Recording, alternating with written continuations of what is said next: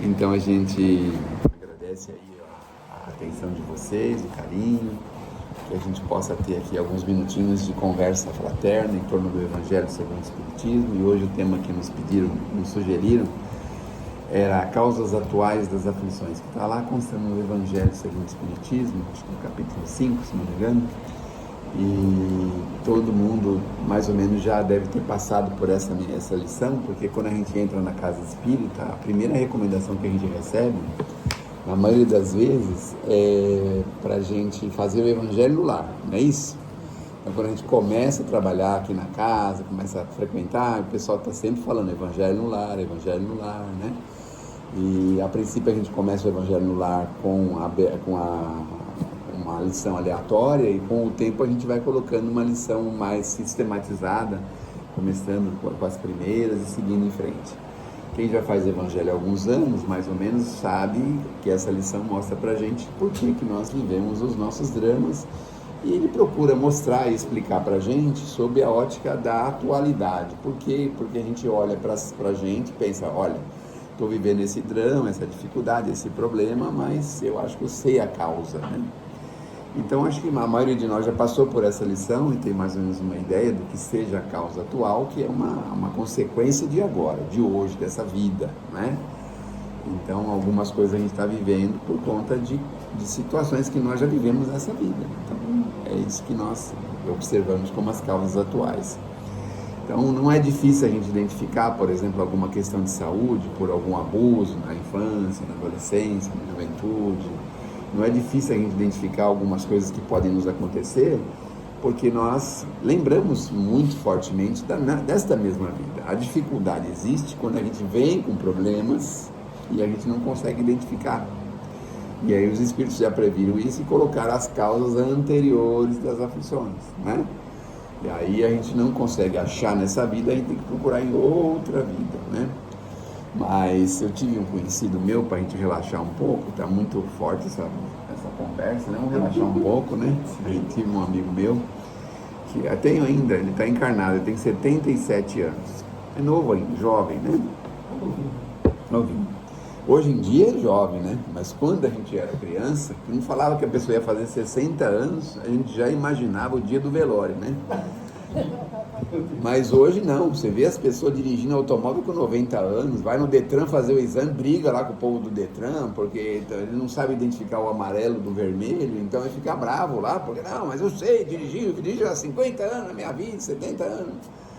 Ele quer a carteira de motorista ainda, com 90 anos. E esse meu amigo, então, ele tem um problema de audição, ele não escuta direito, ele tem dificuldade para ouvir, né? E ele sabe por que ele tem dificuldade, porque ele mexia com um baile na época da juventude.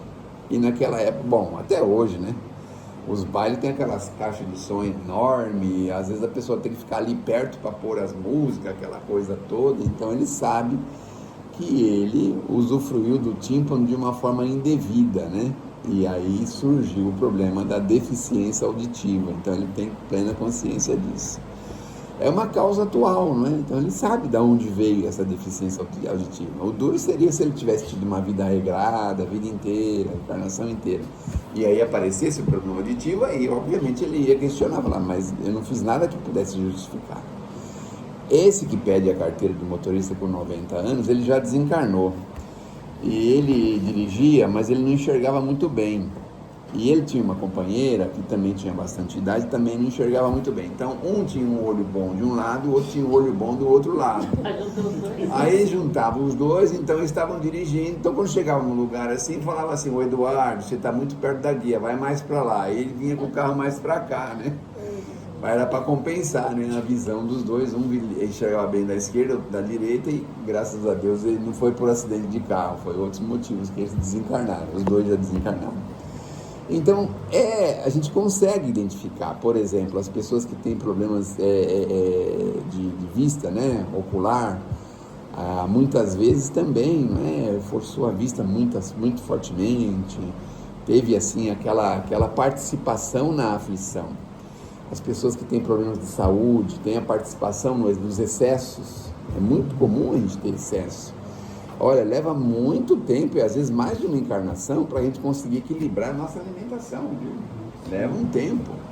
Porque quando a gente pensa que está tudo indo bem, chega o domingo. Quebra tudo. Aí chega o domingo, às vezes você vai almoçar na casa da sogra, do sogro, alguém em algum lugar assim, aí se você come pouco, eles falam que você não come nada, quer se exibir. Se você come muito, eles falam que você come demais, e você está exagerando, e isso vai acabar matando você. Então não é difícil achar aquela medida, né? Mas normalmente as vovós e as mamães gostam que a gente coma bastante, né? Bastante. Então a gente perde a diretriz muitas vezes, e aí vem os excessos. A gente já viveu um excesso, porque quem de nós não tinha aquela história do final do ano, dar uma voltinha no quarteirão, né? Depois da ceia do Natal, a ceia do Ano Novo, ai meu Deus do céu, era pudim, era torta, era não sei o quê. A gente ia comer um negócio aí e pensava, meu Deus do céu, acho que foi aquela cerejinha que colocaram naquele bolo que me atrapalhou todinho. Aí tinha que dar uma volta no quarteirão, né? Um negócio assim. Em vez de dormir a 1 hora da manhã, acaba dormindo 3, 4 horas da manhã, porque você não consegue com uma volta só, não resolve nada, a gente tem que dar umas 10 ou 15 voltas no quarteirão, justamente porque nós exageramos, né? E aí vai uma vez, 2 vezes, muitas vezes causa problemas de saúde na gente, causa atual da aflição, não é mesmo? Então a gente vai aprendendo a descobrir onde estão os nossos problemas e como resolvê-los, como fazê-los, diríamos assim, como confortar-se com eles, porque muitos de nós, quando tem uma aflição, uma dificuldade, entra num certo desânimo, numa certa depressão, numa certa revolta. E quando a gente tem a ideia do que está acontecendo com a gente, isso tudo pode ser melhorado, pode ser diminuído, pode nos ajudar bastante o conhecimento disso. Porque aí não vamos ficar pensando, não, mas o fulano come que nem um desesperado, nunca teve nada. Eu, só porque comi uma azeitoninha a mais, estou desse jeito.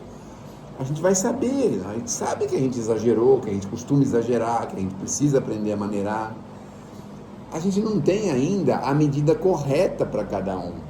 Hoje tem aí um monte de grupos de pessoas, né, que trabalham com nutrição e um monte de coisa, já melhorou bastante. Mas antigamente a gente tinha aquela coisa da comida sistematizada, aquele tipo único de comida que a gente fazia, que a gente tinha, né? Hoje já se fala em diversificar, já se fala em alimentar-se com diversos tipos de alimentos, já se fala diferente. Então, quando a gente conhece a causa da aflição, a aflição fica mais branda. A gente fica revoltado quando a gente não conhece, não sabe por quê. A doutrina espírita dá uma abertura para a gente tão grande nesse aspecto, porque a gente começa não só a saber o problema das nossas aflições, mas saber detalhes da nossa vida, que a gente vai pensando assim, obviamente tem alguma coisa ligada com isso. Então, as dificuldades, os problemas e às vezes as facilidades, as coisas alegres, as coisas tristes, a gente vai conseguindo fazer aquela costura e saber que tudo é consequência de alguma coisa, da lei que nos rege a todos, de causa e efeito, de ação e reação, e isso traz para a gente um conforto, um consolo. E aí nós vamos lembrar de Jesus, vamos voltar lá para trás, vamos pensar assim, vinde a mim todos vós que estáis sobrecarregados, tomai de mim o jugo, meu jugo é leve, meu fardo é suave.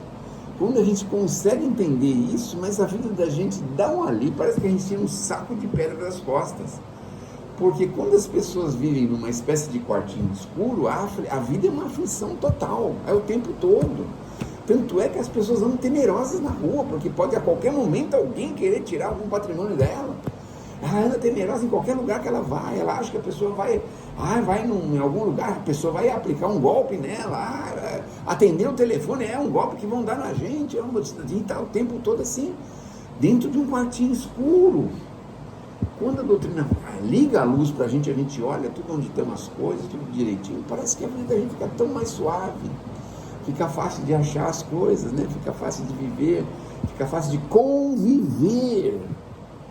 Olha uma dificuldade que é conviver. Não tem pessoa que a gente tem um amor, uma paixão, um amor, mas tem algumas pessoas, né, que parece que andam ao contrário. A gente quer andar ao contrário do Cristo, porque o Cristo fala, amai-vos uns aos outros como eu os amei, mas a gente quer ter ódio das pessoas, porque a pessoa fez isso para mim, fez aquilo, olhou daquele jeito, fez aquela outra coisa, a pessoa abusa, a pessoa faz isso, faz aquilo outro, meu Deus do céu, ele vive assim, naquela aflição. tem ódio da pessoa. Quando Cristo fala pra gente, amar uns aos outros, ele tem ódio. Ah, mas a pessoa me prejudicou, né? Tem ódio, tá? É o contrário ao Cristo. O ódio é o contrário ao Cristo. Então, quando a gente começa a perceber essas coisas, que a doutrina espírita, a única capaz de fazer isso com a gente, é a única, viu, gente? Não tem outra. As outras vão arrumar, assim, uma série de respostas, mas são respostas aleatórias, forçadas. A doutrina espírita dá a resposta pontual, correta. Você já viveu outras vezes. Você não está aqui pela primeira vez. Você já viveu amarguras, dificuldades. Hoje você foi vítima, mas antes você não foi. Agora você é algoz, não se preocupe, as leis vão te corrigir. Então vai devagarzinho, ajustando a gente, ajudando a gente a se integrar nessa grande lei. Porque no fundo, nós estamos fazendo o que aqui na Terra? O que nós estamos fazendo aqui? Nós não estamos aqui para se ajustar, para se corrigir, para se melhorar, para crescer, para se desenvolver, para sermos pessoas de bem, para sermos pessoas que possamos frequentar qualquer parte do universo. Olha que pretensão, né? Qualquer parte do universo. Tem um livro chamado Ressurreição e Vida. Vamos relaxar um pouco, né? Senão, quantos minutos a gente tem? 5 minutos?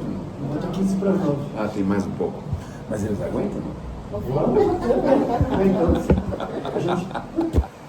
Nesse livro Ressurreição e Vida tem uma passagenzinha lá que um grupo de espíritos de altíssima envergadura do universo, não é do planeta não, do universo, ficaram sabendo que o Cristo ia encarnar na Terra. Então eles quiseram visitar, mas é onde que ele vai nascer, né? Como é que vai ser? Querem conhecer.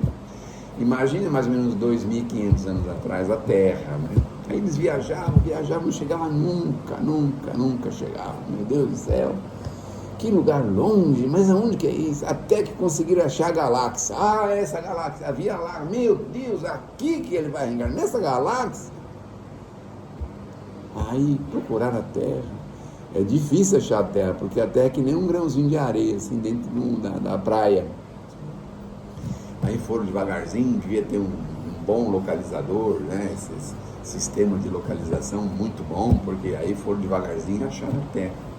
Misericórdia, aqui que o Cristo vai nascer. E começaram estranhando chegar. Vocês imaginam 2.500 anos atrás? A gente passa por uns bairros, por umas comunidades, a gente já fica assombrado, parece que o povo vive na Idade Média, né? Que é uma sujeirada, esgoto para tudo quanto é lado, as casas feias, horrorosas, umas confusão e briga e um monte de coisa. Imagine 2.500 anos atrás, imagine só. Aí eles foram lá, vão conhecer o planeta. Aí, não sei exatamente onde eles desceram, no livro Ressurreição e Vida tem essa historinha.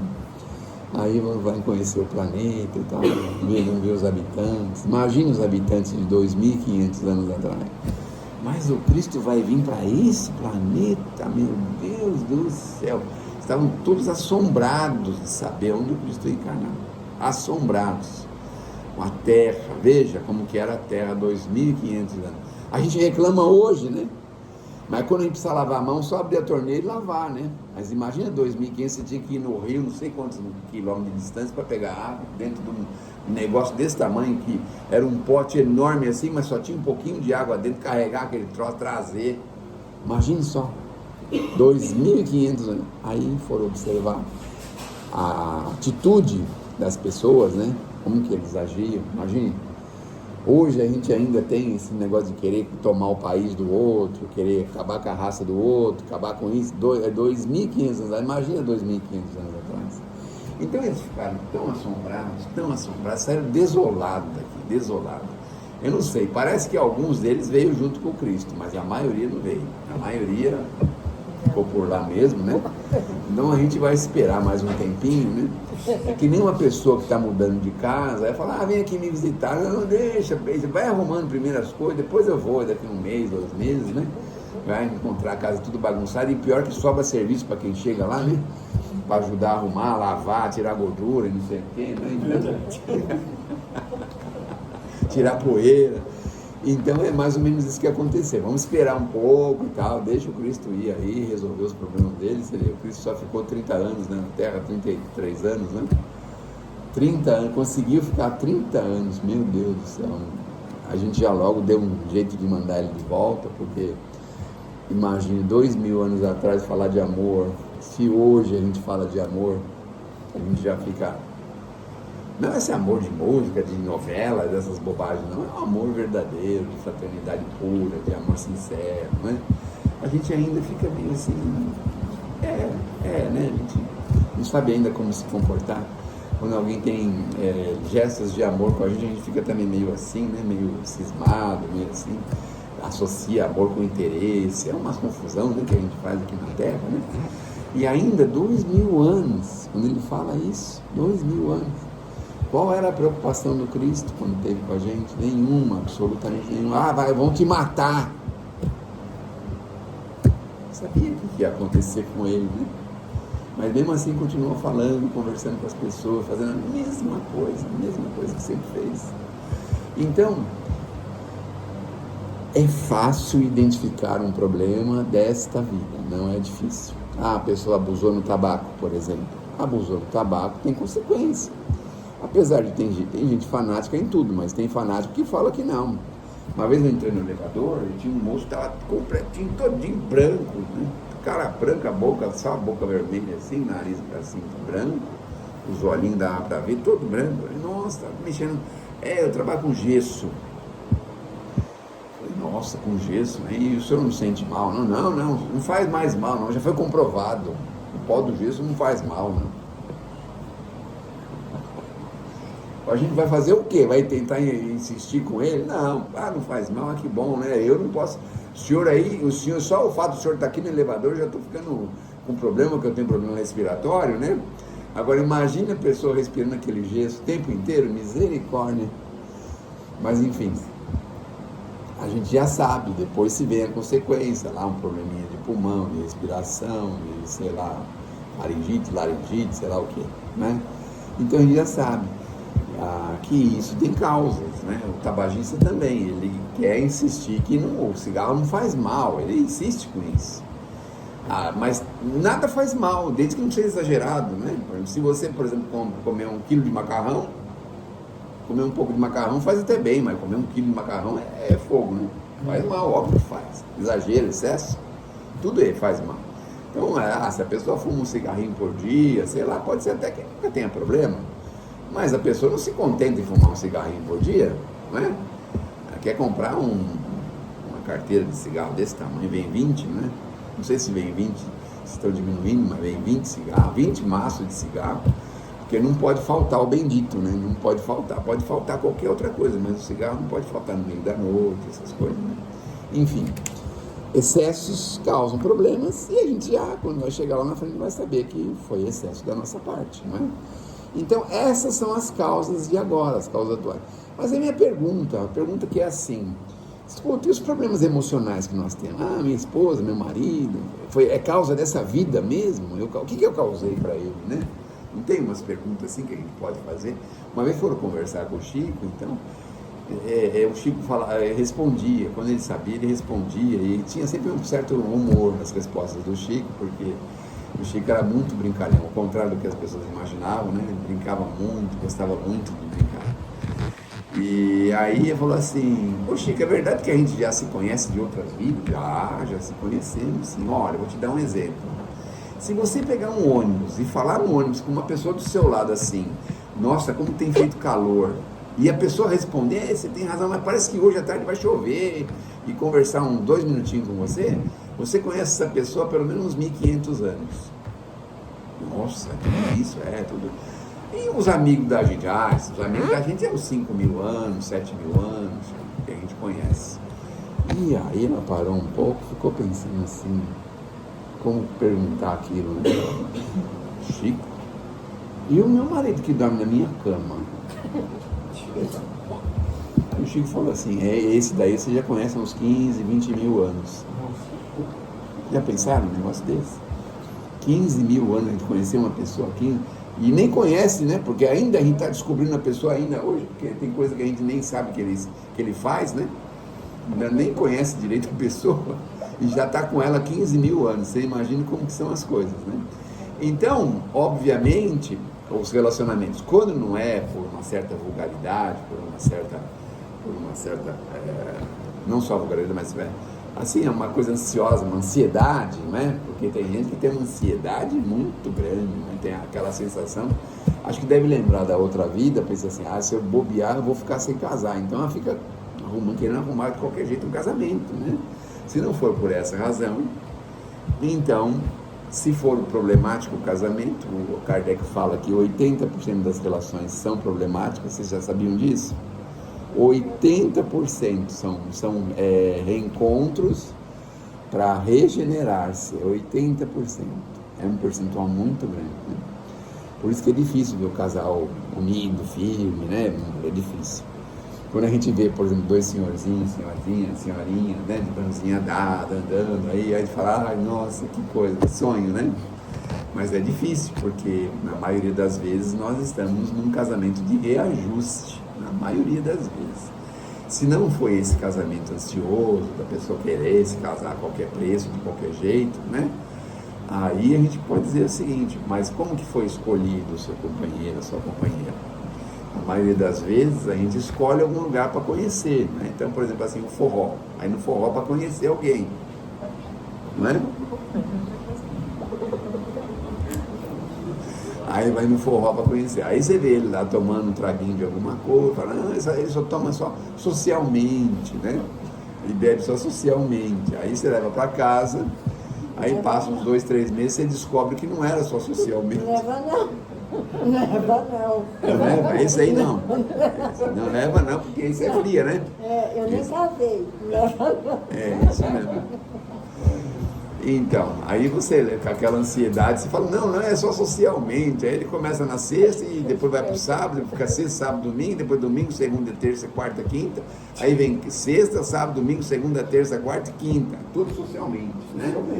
Porque o Corinthians perdeu, porque o Palmeiras ganhou, porque o São Paulo perdeu, porque despedida de Portela, despedida de Mangueira, porque é o casamento, é o aniversário de morte não sei de quem, todo dia tem uma desculpa. Não é mesmo? Todo dia é o aniversário da filha do amigo dele que nasceu morta, sei lá.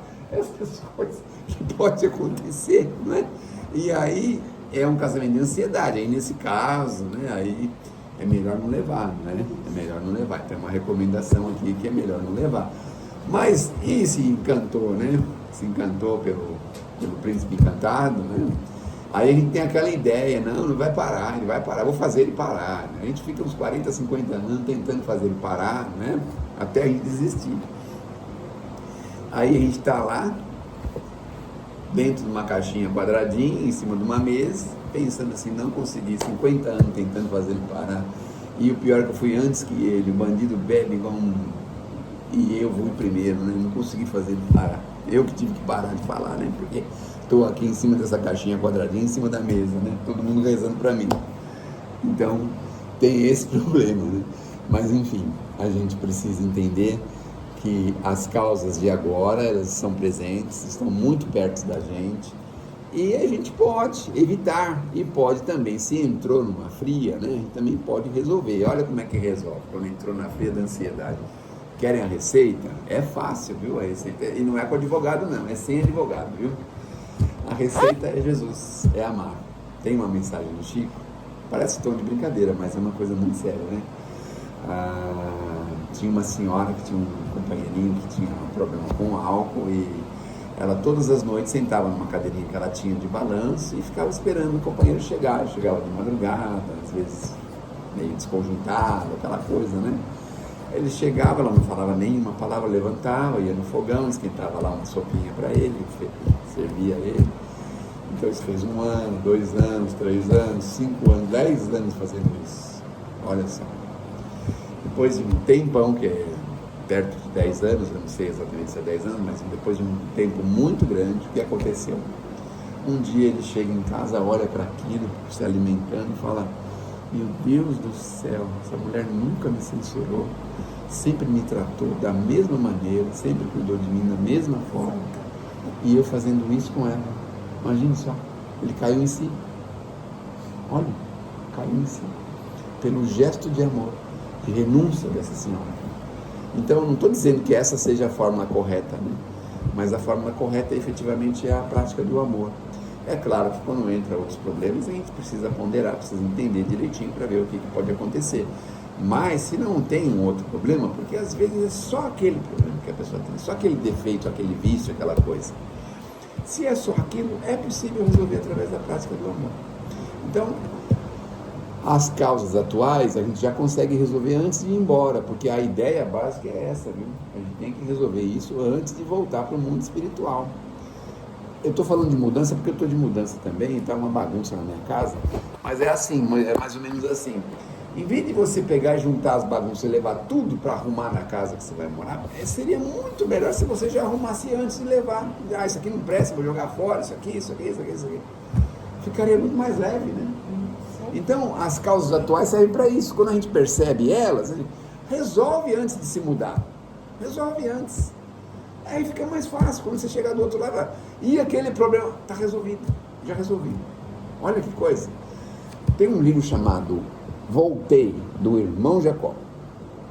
Esse livro, Voltei, é muito bacaninho, porque tem lá a figura do Bezerra de Menezes, a filha do Frederick Figner, que é o autor do livro, o nome real dele. Eles fazem um socorro para ir buscar o pai, mas aí eles trazem uma caravana de desencarnados.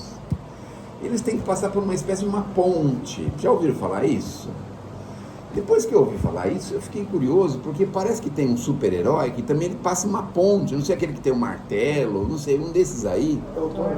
É o Thor. Ele tem que passar por uma ponte, por um portal. Ponte do arco-íris, né? Tem que passar por uma ponte. Olha que interessante. As pessoas fazem as coisas, não tem nem noção do que estão fazendo, né? Porque acham que é uma invenção da cabeça da pessoa e a pessoa está tendo uma revelação ali e não sabe. E a gente assiste também não sabe, acha que é uma ficção aquilo. Não acha que é uma ficção?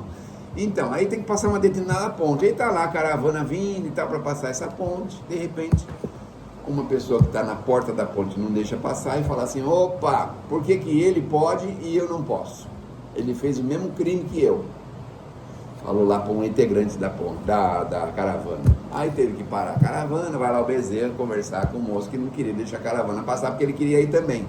Só que ele não podia ir. Então, pois não, meu irmão, mas por que você acha que ele... Ele cometeu o mesmo crime que eu, só que ele pode passar e eu não posso. Por quê? Não é a mesma coisa? Aí o Bezerra teve que intervir e perguntou para ele assim: mas você, depois que cometeu o crime, fez a mesma coisa que ele? Falou: como assim fez a mesma coisa? Porque quando ele cometeu o crime, ele foi atrás da família, ajudou os filhos da pessoa que ele tirou a vida, pôs eles todos na faculdade, se esmerou para deixar eles em condições humanas corretas, não deixou a viúva sofrer nada, ter nenhum tipo de privação. Você fez isso também com a sua vítima? Aí não tinha resposta, né? Vejam só, o homem resolveu o problema.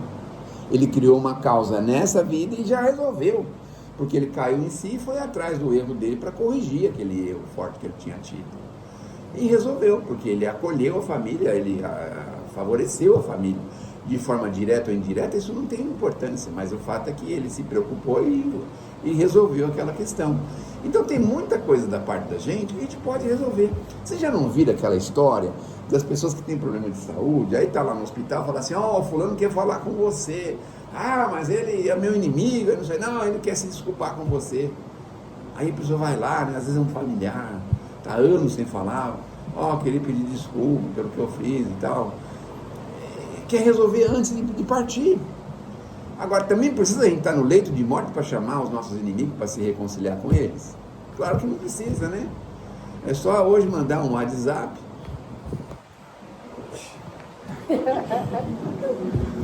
Que ele vai bloquear você na mesma hora, né? Sim, exato.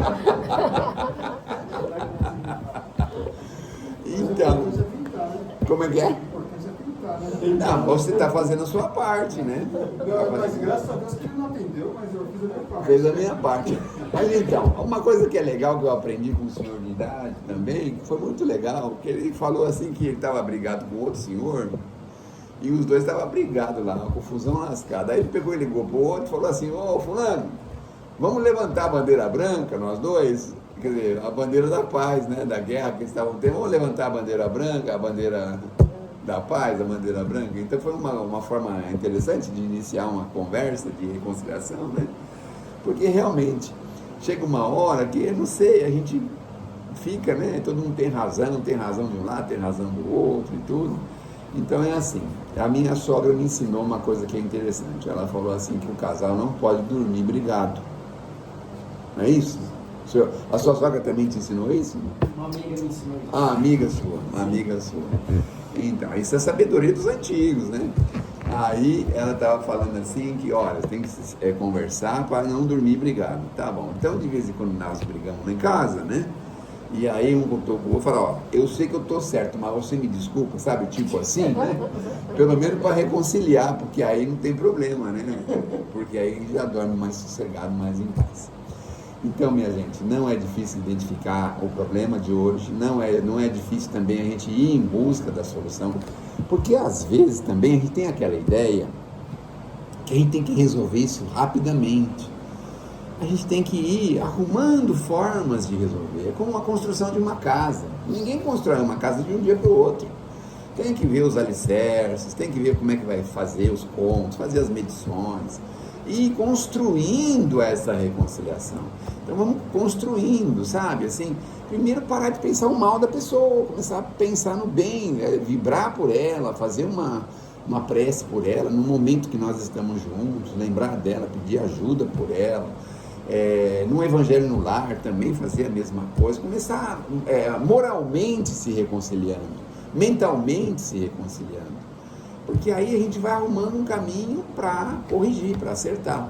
Eu sei que falar é muito fácil, eu sei que tem problemas que são graves, que são difíceis, mas a primeira coisa que a gente tem que fazer é o seguinte: nós temos que seguir o Cristo, e o Cristo fala da reconciliação. Ele não fala, não deixa claro para a gente, reconciliai-vos com os seus adversários. Olha o que ele fala: enquanto estais a caminho com ele. É isso que o Cristo fala. Porque senão é capaz dele te levar para o juiz te levar para o ministro, você não vai sair enquanto não cumprir o último ponto, o último J, uma última vírgula. Então, vai construindo isso. Eu sei que ele, às vezes, uma briga de casal, a pessoa fez isso, aprontou aquilo, não quero nem ver pintado, né? Às vezes tem isso. Mas a gente pode construir. A gente que está na casa espírita, numa mesa dessa, conversando com irmãos do mundo espiritual, nós temos que estar dispostos à conciliação. Porque senão, o que nós vamos falar para a espiritualidade? Para os nossos irmãos que vêm até aqui, que às vezes são trazidos até nós, para conversar, para ter uma conversa fraterna. Vamos falar para ele: não, pode continuar brigado lá com o seu inimigo, pode continuar. Manda ver, você precisa de alguma informação, alguma coisa? Eu posso trazer para você. Eu sei toda a história da vida. Vamos falar isso para eles? É verdade. Como é que nós vamos fazer? Nós não temos que conversar com eles. Gente, vamos reconciliar. Aí vai falar assim para você: e você já reconciliou com seu marido, por exemplo? Ele vai ficar de boca aberta, porque ele vai saber que nós temos um conflito, que nós não resolvemos de jeito nenhum, e aí estamos esperando a sentença do juiz para botar ele na cana de 30 dias. Como é que a gente vai falar com os espíritos desse jeito, com o coração apertado? Como é que vai ser isso? Então, nós que estamos na mesa, trabalhando na mediunidade, precisamos estar conscientes dessas informações. Reconciliar-se com os adversários, isso é uma das maiores e melhores coisas que a gente pode fazer para trabalhar com mais tranquilidade, para trabalhar com mais objetividade. Eu sei que não é uma tarefa fácil, é muito fácil falar, é óbvio que é fácil falar, mas a gente precisa arrumar um jeito de resolver isso. E o jeito começa construindo. Então, pensa no bem da pessoa. Olha, não reconciliei, mas eu não quero mais o mal da pessoa. Um dia a gente vai reconciliar. Eu não conciliei, mas eu vibro por ela. Eu não conciliei, mas eu dou um apoio indireto para a família dela. Eu não conciliei, mas eu faço tal coisa. Então isso é alguma coisa palpável. Porque vocês já pensaram como deve ser constrangedor o espírito pôr a gente na parede desse jeito? Você está falando para mim ser cristão, mas e você, naquele fato, você está sendo cristão? Como é que a gente vai se comportar? Não é mesmo? Então, que a gente possa ter essa disposição de construir o bem e a conciliação, porque os problemas atuais, as causas atuais são facinhos de resolver. As causas anteriores, às vezes, sem perceber, a gente resolve. Porque aí a pessoa reencarna na tua família, você é teu filho, por exemplo. O Chico fez uma visita penitenciária, umas conversas, né? Vocês estão aguentando isso até agora, meu Deus? Pode continuar. Na década de 70 foi na penitenciária e fez uma palestra lá para os presos e tal, né? Foi um tumulto, porque casa de detenção, não queria permitir que ele ficasse perto dos presos, tinha que ficar longe, tinha que ter uma distância, tinha que ter não sei quantos guardas e não sei o quê. Aí o Chico falou, tá, tudo bem, sentou na mesa, daqui a pouco todo mundo sentou, depois ele levantou e foi lá junto com os caras lá. Começou a conversar com eles e tal, foi despedir depois no final, e todo mundo dava um dedinho de prosa na despedida. Ô Chico, ora pro meu filho, tá doente, ô Chico, pede pra Deus por mim, tô aqui.